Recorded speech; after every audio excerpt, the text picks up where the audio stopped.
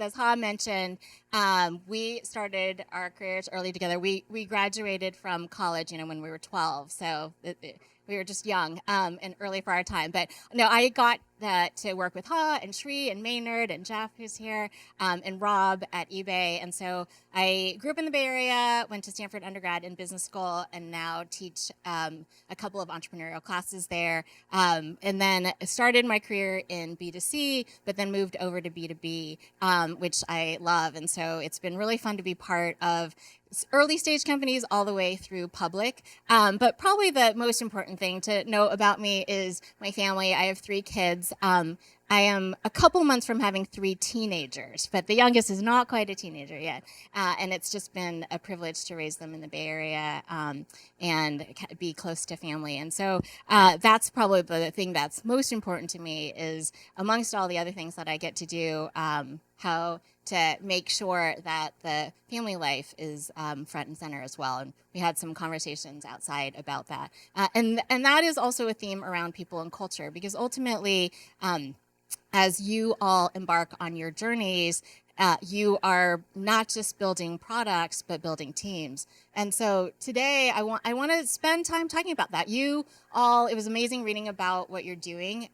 You are launching healthcare companies, genomics, robotics, AI, entertainment, education. It was so great to read everybody's bios and what you're trying to do in the world. You're trying to build something that hasn't existed before. And so for many of you, your journeys probably began this way. You had a vision, you had a pain point, you saw other people's pain points, and you wanted to go out and conquer the world.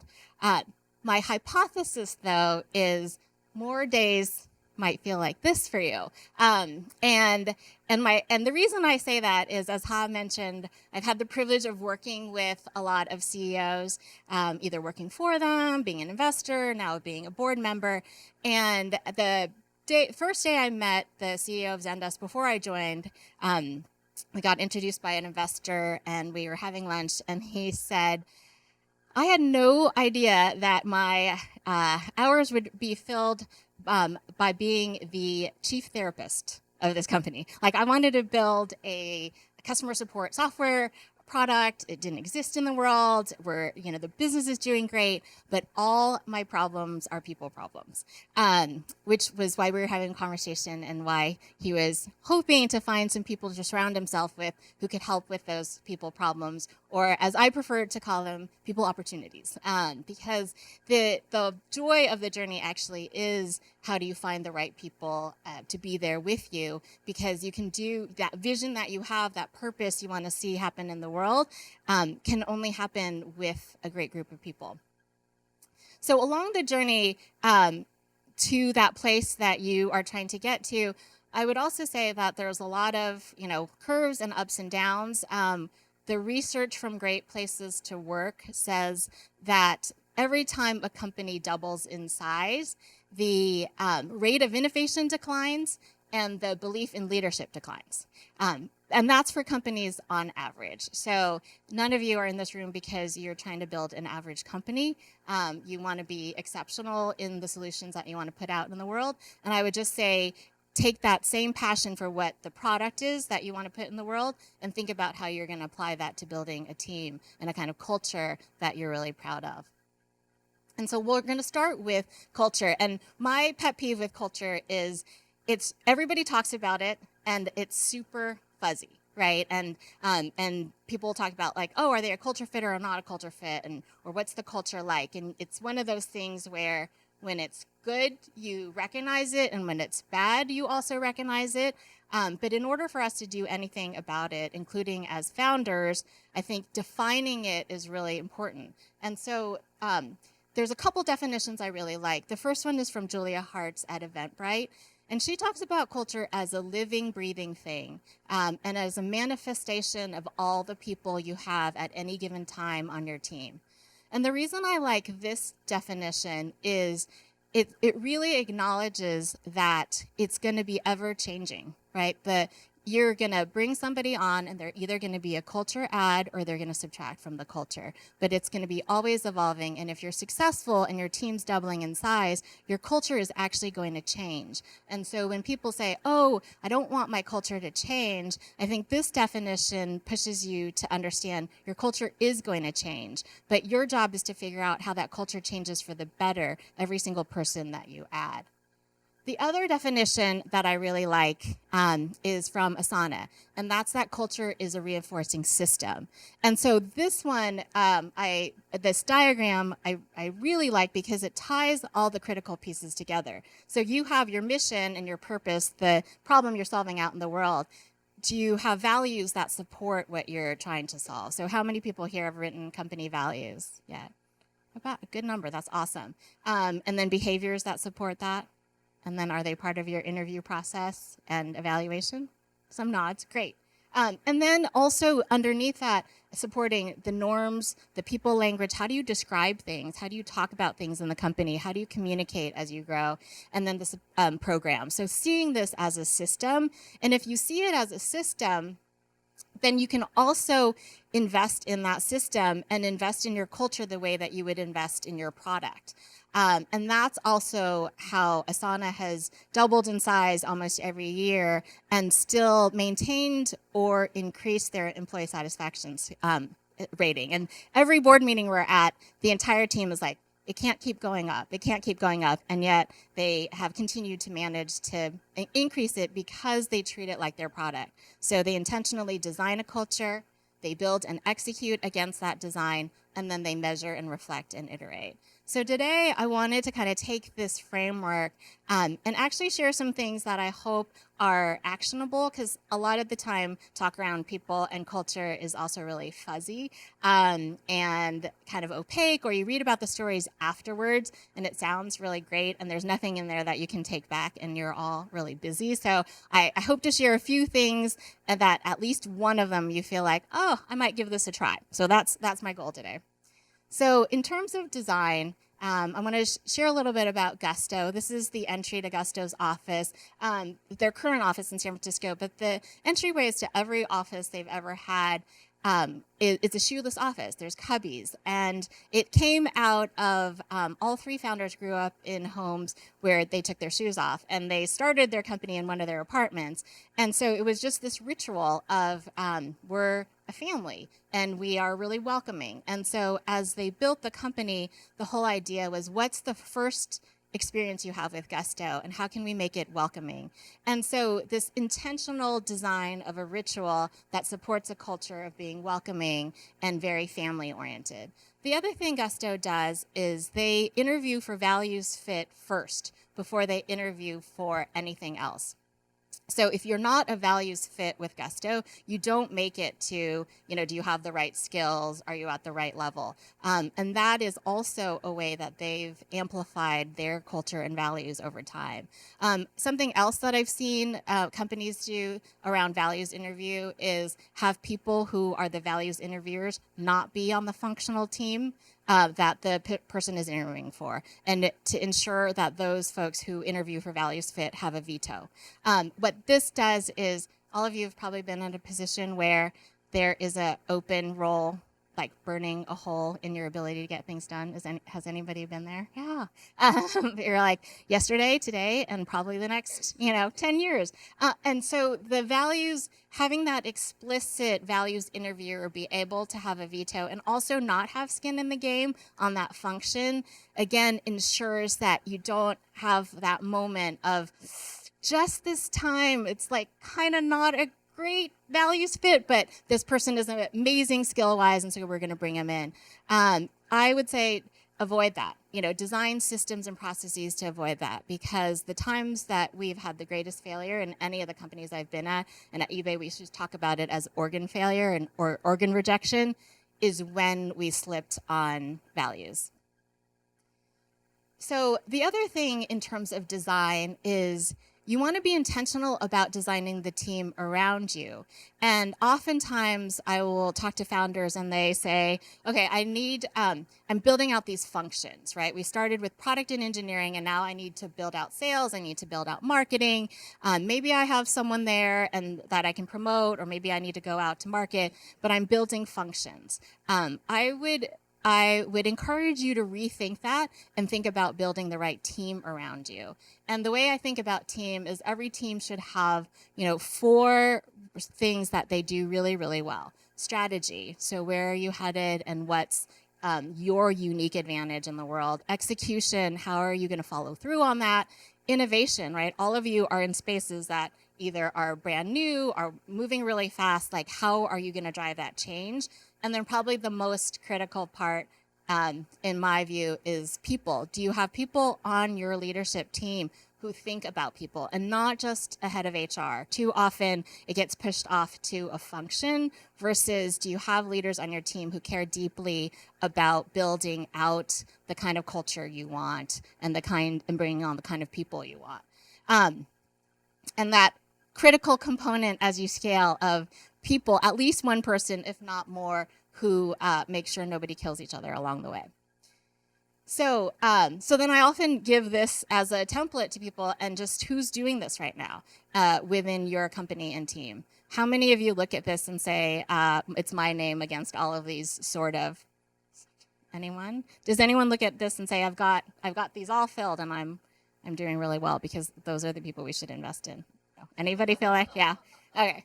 And so really just those two, just that quick assessment of, am I building the right team? Because the other thing I'll say about the team around you is, if you are in a situation where you say, oh, my head of marketing and my head of product are not speaking to each other, which is a situation that I've walked into a number of times at companies, that distance between those two people gets amplified the larger your team is. So even if you're a team of 10, that crack is already causing strife. If you're a team of 50, 100, 1,000, think of all the people within their organizations that clearly know that those two people don't get along and they're not aligned. And so you really want to think about the most important team, that's the highest functioning team, is the one that's around you. And if that's not the case today, that's ultimately where the most value that you can spend is ensuring that and repairing that.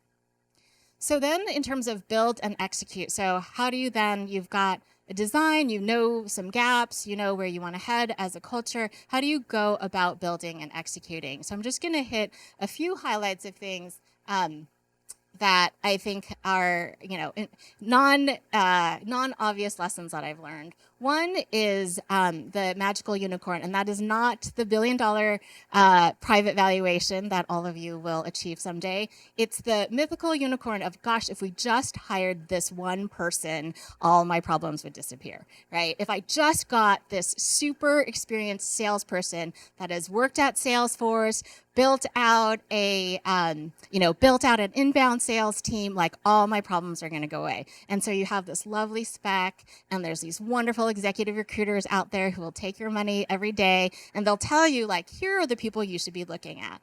I will say every time I've been at a company that fell into that, it fell into that trap, it has led to bad hiring, because while there are 10x people out there, the whole, there's a unicorn spec is only going to take you down a path of a lot of pain. So to avoid that, I prefer a different model, which is based on thinking about, what does success look like? What is actually the outcome that you expect this person, especially leaders, but you can use this for anybody on your team. What are the business outcomes you're going to measure them against? And what are the leadership outcomes? And these are just representative examples, but for every new hire, especially every new leader, if you fast forward 6 to 12 months, because I know as a startup, fast forwarding more than 12 months seems almost impossible. But if you look out 6 months to a year after you bring this person on board, how will you know it was the right hire? How will you measure business outcomes that they've driven? How will you measure team outcomes? Is the team healthier, more engaged? Are they able to attract people you weren't able to attract before? And every time we've hired based on outcomes, the fit has been better, the success rate has been higher, and it's also enabled us to do different things. When Zendesk was growing, we could promote people from within, because when we outlined business outcomes and leadership outcomes, more often than not, we had somebody on the team who could step up. It also forced us in many ways to calibrate as a hiring team.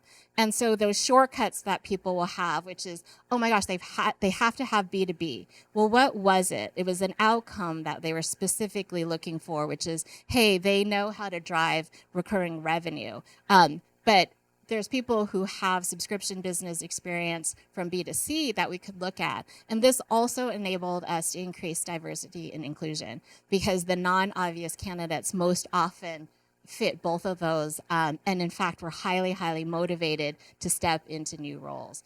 So I encourage you to rethink the must-have checklist if you're hiring based on that, and rethink it and rewrite things based on outcomes. The lovely thing about this in your busy lives is you can turn this into an onboarding plan. So be really transparent with your candidates of these are the outcomes, and then you've got a 30, 60, 90-day plan written for you.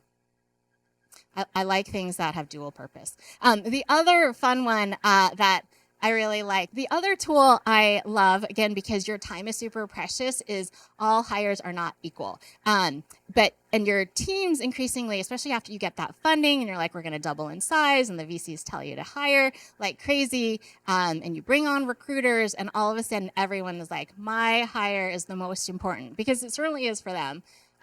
But if you are still interviewing everyone, or you want to have a say in all those roles, the best thing you can do is prioritize where you're spending your recruiting time.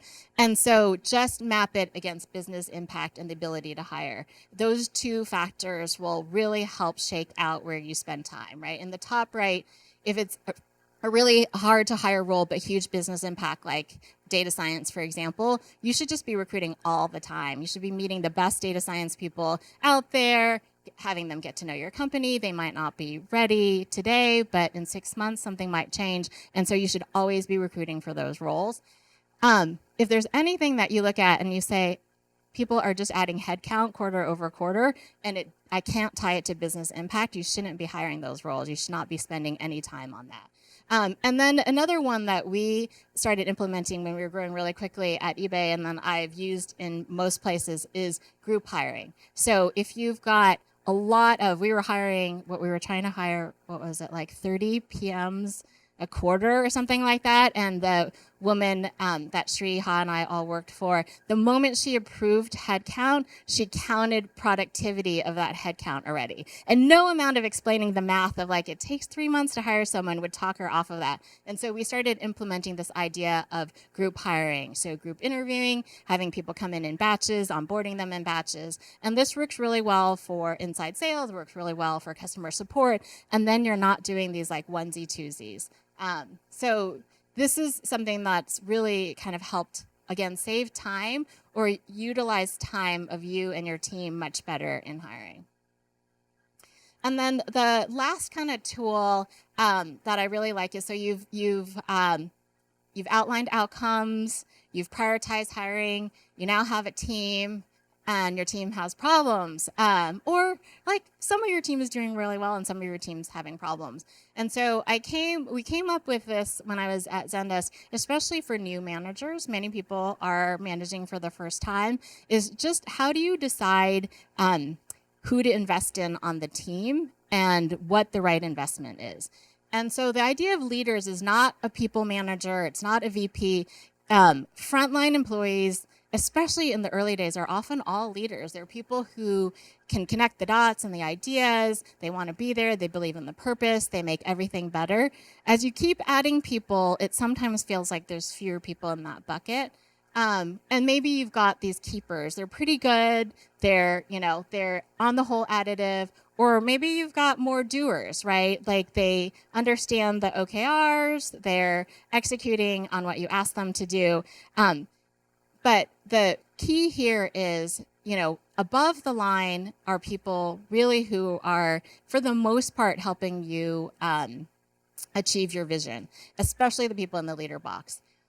Below the line, though, are where you're undoubtedly, or your people leaders are undoubtedly spending more of their time, right? It's the squeaky wheels. It's people who are waiting to be told what to do, or worse yet, that are detracting from other people's ability to get things done.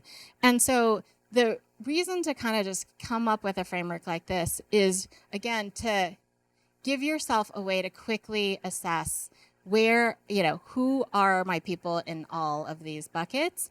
Where am I spending my time? Am I spending my time talking to people on my team about the whiners on their team? And is it this repeated conversation? And how do I get myself out of that, right? How do I actually move people up? The coaching conversation, I thought Maynard answer to Shri earlier of, when do you begin developing people? As soon as you have a person. And so, this framework also just gives you sort of quick things to do, right? Your leaders, give them more challenging projects. Make sure they're always involved in the tough decisions. Your keepers, help you figure out how to 10x, right? Give them the next challenge. Your doers, encourage them to come up with the ideas. And then ultimately, can you get the people below the line, above the line? And if you can't, it's important to make those hard decisions early of exiting them, because they're also undoubtedly detracting from your culture. If you don't make those decisions, you're the leader, everybody else moves down a box, because it's demoralizing to have people on the team who aren't there for the same reason. And then the last section of measure, reflect, and iterate. It is really important to acknowledge that the only thing that's going to be constant if all of you are doing well is change. And human beings don't love change, or the majority of human beings don't love change, especially if they don't feel like they're in control. And so what are some things that measurement can do? I show you this, it ties back to the how do you design your team, but I did this exercise with a CEO because he'd written out values, they were growing like crazy, had a great executive team around him, and he said, every conversation feels like we're slightly off. Like my priorities and their priorities are slightly off.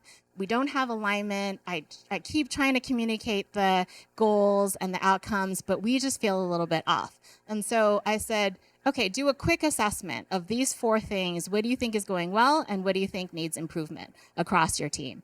And so his assessment was like, we're nailing it on strategy and people. I need them to be more innovative, and execution needs to improve. And so I've been pushing on innovation, but no one seems to be listening to me. So then I had his team do the same assessment, and this is what their results were. They thought they were great on strategy. They actually thought they were doing pretty well on innovation.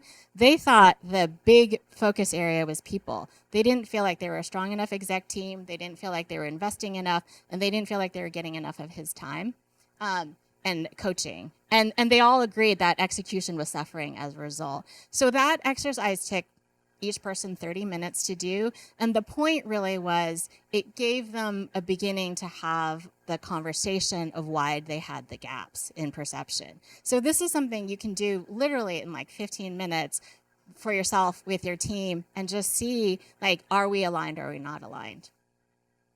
And then the last 2 things I'll share is how many people do a pulse survey or an engagement survey? A few. Great.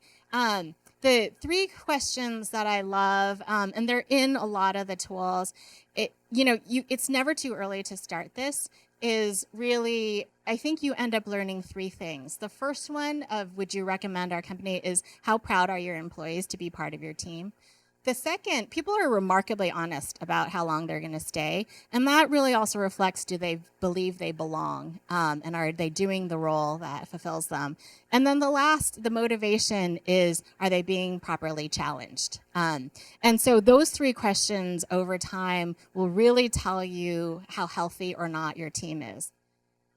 And then if you want the kind of gold, these are the 3 questions that I would ask, and they don't have to be in a survey. They can be in your one-on-ones that really help you discover the surprises. So what are you most excited about?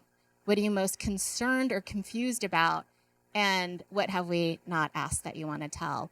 And so the first one, what are you most excited about? So during that change, the high rate of change, that people pay attention to the things that are broken versus the things that are good. And there's this awesome book I highly recommend called Scaling Up Excellence. And they talk about you literally actually need to communicate 5 good things to neutralize a bad thing. That's how lizard brained we are as human beings. Like we're like, something looks like it's bad, like the world is ending. And you all know that on a daily basis in a startup, there are a lot of things that are going wrong. And so your team is focused on those things that are going wrong. So if you don't shine a light on what people are excited about and what's going well, they will think that something terrible is around the corner. Number 2 helps you understand what it is that they're worried about. So they might be worried when they saw investors come in through the office, like, are we going to raise the next round or not? Are we failing? Am I going to get fired? Or they're just worried, like, we're not going to launch this thing on time and nobody seems to care about it besides me. And so that really helps uncover a lot there. And then the third one, I would read through every single free-form response on our employee surveys at Zendesk, even when we were at close to 2,000 employees. And there was always gold in there. I always learned so much about actually what people cared about, how much they loved Zendesk, the things that they were worried about, and the things that they wished we could do better for them as leaders. And so that is such a good way for you to keep a pulse on what's actually happening in your team. So the last I'll end with is I hope that as you go build these incredible businesses and change the world, that you also take time to enjoy the journey. The hook is coming. Because it actually is a pretty lonely job. I don't think a lot of people acknowledge that, how lonely it is to be the CEO, because all the people problems generally hit you as well as all the other problems. And so the other thing I would just encourage you, and this is why these kinds of events are so important, is just because it is a lonely job does not mean that you have to be alone on it. And so making sure you surround yourself both with the people on your immediate team, but in your community to help you with this, hopefully that journey is just a lot more enjoyable for all of you. So thank you so much for inviting me, and I look forward to staying in touch. I absolutely agree with what you said for hiring for outcomes rather than looking at a checklist. Yeah. So how do you tell that in the interviewing process, or should you be prepared to test this person out for 3 months before knowing if they can deliver those outcomes? Yeah, I definitely I think it depends on the role and the level. But I certainly think the whole idea of trying, if someone's excited about you, and they also want to de-risk, I think doing a project, anything that you can get a sense of how they work. I think back channels, in terms of talking to people they've worked with, who've worked for them, and really asking the right questions of, tell me about a time this person was, faced with difficult choices or something went wrong.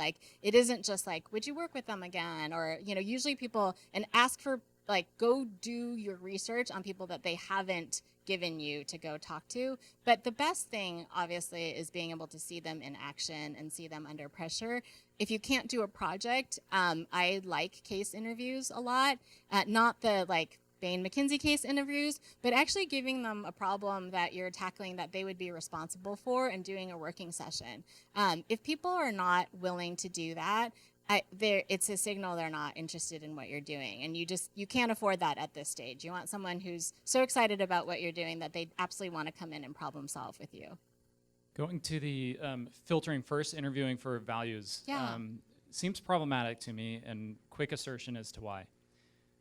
And just as a shortcut, so Malcolm Gladwell's recent book talked about how judges, when giving sentences, just that we insist that it be a human experience, that a judge can look across the table at the defendant and see if they are sincere, see whatever. And then they just talked about how judges are absolutely terrible at determining sort of those things, and algorithmically get so much better. If you're going to filter everyone in or out by values, it seems like it's a way of actually just eliminating true diversity, or that you are at risk of putting a very biased gateway at the very front of your process. How do you think about that? How do you deal with that? I think so. I think a couple of things. I think I distinguish between like fit interviews and values interviews. Like I think culture interviews have been shown like, hey, is this person like me? Would I want to go grab a drink with them after work? That all those are laden with bias. Values, and I know we don't have enough time to go in, values also presume that you've spent enough time articulating your values, that they are backed up by behaviors, that they help people in your team make good decisions when you're not in the room, and they're actual intentional choices. And so the teams that I've worked with that have really good values, they are unique to the company, they amplify the purpose, and they're supported by actual behaviors. So these are the things we do, and these are the things we don't do. So behavioral-based interviewing, if you haven't come across it, which is people are much better at kind of fibbing what they might do in the future versus describing what they've actually done in the past. And there's a whole way to do behavioral-based interviews. And I would actually say by doing values and behavioral-based interviews, you can add, and I know there's another person talking about diversity, it does actually open up the type of people, because there can be many different people from many different backgrounds that actually are values and behavior fits versus the shortcuts. I think what you're talking about is the human shortcuts that we have in terms of like, is this person like me? Do they look like me? But if you train your team to do behavioral-based interviews, and even, I know there's all kinds of great information out there about reviewing resumes without the names on it. There's all kinds of things you can do to reduce bias in the process. But I would say like if hard pressed to make tough decisions, you're not finding people who are going to adhere to specific values that are important to your company to make those decisions, that's where all the friction comes and the things break down. But happy to, I don't know if I've completely answered that, but would be happy to follow up offline to talk about it. Yeah.